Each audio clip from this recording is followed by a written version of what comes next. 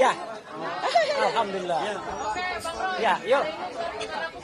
Udah kali ini. Waduh, pendukungnya Roy Suryo sudah sudah menunggu lama ini kelihatannya. Ya, coba kita lanjutkan saja. Tenang. Ya, baik. Ya, jadi alhamdulillah. Ya. Bismillahirrahmanirrahim. Assalamualaikum warahmatullahi wabarakatuh. Ya, setelah tadi rekan-rekan semua mendengarkan dari RT, ya, dari Dr. Rismon dan juga dari Dr. Tifa. Ya, kami bertiga RRT memang nanti akan menyampaikan beberapa hal, ya, terutama tadi yang sudah disampaikan oleh Dr. Tifa dan juga Dr. Rismon, dan intinya nanti akan saya sampaikan adalah sebagai berikut. Mohon berikut. Ya, intinya ini. Jadi intinya adalah kita akan menyanggah seperti tadi yang disampaikan oleh. Bikin penasaran, mau nyanggah apa ya? Ya udah, kita lanjutin aja, kita dengerin aja. Dr. Rismon, kenapa kami ini ditersangkakan dengan dua pasal yang sangat berat, yaitu pasal 32 dan 35 Undang-Undang ITE, yang mana ironisnya saya selaku pembuat pasal itu dulunya itu tersenyum aja.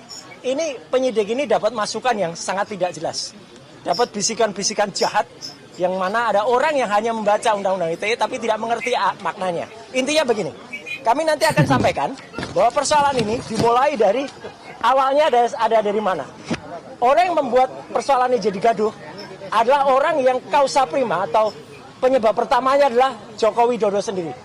Yang pada tahun 2013, tepatnya tanggal 28 Juni, bertempat di salah satu kampus, ya, mengaku dengan sendirinya bahwa IP dia tidak ada 2 atau kurang dari 2. Dan itu tidak pernah diralat sampai dengan sekarang. Dan itu selalu kita mendengar berbeda-beda. Pada saat gelar perkara di Mabes Polri, kita mendengar data katanya. Ya, kesimpulannya gelar perkara ini menurut saya Roy Suryo dan timnya menolak keras penetapan tersangka dengan pasal 32 dan 35 Undang-Undang ITE, rekayasa dokumen elektronik. Intinya argumen Roy Suryo ini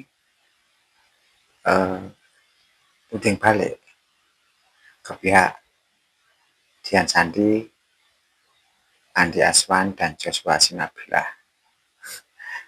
Kita lanjutkan saja.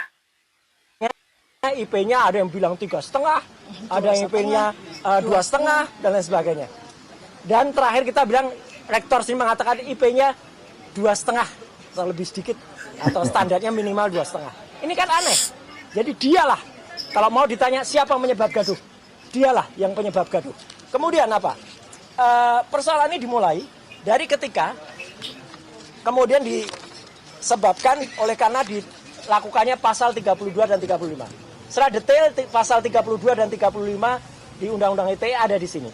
Intinya apa? Pasal ini digunakan sebenarnya kalau ada orang merekayasa barang bukti atau dokumen elektronik, mengunggah, memposting tanpa sengaja, membuat rekayasa atas barang bukti itu, menambah, mengurangi, dan lain sebagainya. Pasal 35 ada orang yang kemudian membuat barang bukti elektronik yang tadinya tidak asli, kemudian dibuat asli. Nah ini kan lucu. Kalau kami dikenakan pasal 35, berarti memang barang elektroniknya itu tidak asli. Kemudian kami disangkakan membuat itu asli. Ini kan aneh ya. Jadi makanya kami nanti akan men-challenge ya, seperti kata Dr. Rismon tadi, akan men-challenge digunakannya pasal 32-35. Kenapa ini perlu? Karena ada beberapa peristiwa sebelumnya. Peristiwa pada tahun 2022, ketika Dr. Sigit Sunarta ini sah, dia adalah dekan Fakultas Kehutanan. Ya menurut Suryo, mereka lah yang harus dijerat, yang diduga sudah memposting, menampilkan ijazah hasil rekayasa, bukti manipulasi, dan kita lanjutkan saja lah. Dia menunjukkan fotokopi di Fakultas Kehutanan. Oke, dia tidak layak atau dia sah-sah saja karena memang dia punya kapasitas dan juga untuk menunjukkan yang ditujukan hanya kopinya. Nah, menariknya pada tanggal 1 April 2025, seorang kader Partai Gajah cocok gajah, nggak punya ijazah. Ya, itu namanya Dian Sandi Utama memposting pada tanggal 1 April dengan dia mengatakan, buat kalian supaya tenang lebarannya, ini saya posting yang asli. Ini asli, dia bilang gitu. Padahal sebenarnya ini tidak asli. Kenapa? Bahkan dia layak digunakan Asli. di pasal 32. Satu, dia belum minta izin kepada orang yang katanya punya ijazah ini. Dia baru minta izin setelah dia posting. Yang kedua, dia membuat ijazah ini berbeda. Teman lihat, apa bedanya? Nggak ada ijazah Universitas Gadjah Mada yang kita banggakan bentuknya trapesium atau mencas-mencas kayak gini. Ijazah itu bentuknya bagus, tidak kemudian miring kanan kiri kayak gini. Berarti Dian Sandilah yang sebenarnya kalau Polda Metro Jaya ini jujur dan objektif, dia harus kena sesuai dengan laporan Profesor Yusuf Henuk. Dian Sandi itu sudah dilaporkan oleh Prof Yusuf Henuk, tapi tidak digunakan apa-apa. Kan aneh, ya gitu. Nah yang kedua, pada acara Rakyat Bersuara di salah satu TV, tanggal 19 dan atau 25 November yang lalu, ada orang lain, namanya Andi Aswan. Mungkin ada di sini orangnya, ya. Sepertinya ada. Ya. Yang kemudian ada orang lagi, namanya Joshua MC Nambela. Ada juga paling di sini. Yang dia kemudian di salah satu TV itu, dia menampilkan ini scan ijazah asli. Padahal itu bohong.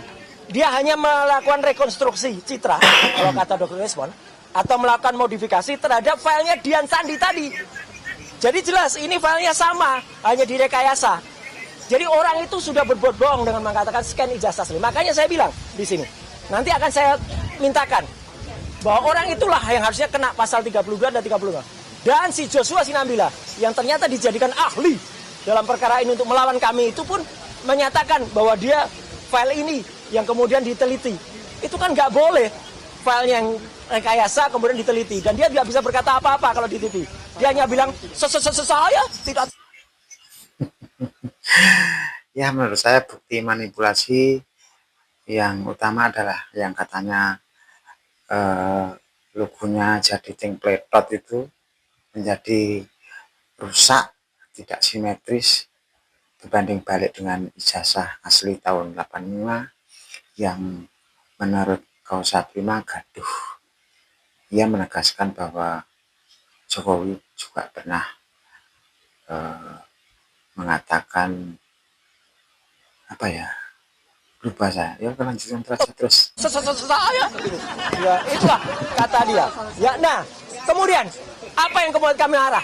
Harusnya Polda Metro Jaya atau UGM berkeberatan dan laporkan dia. Karena UGM yang tadinya punya logo yang sangat bagus, logo Ski 5,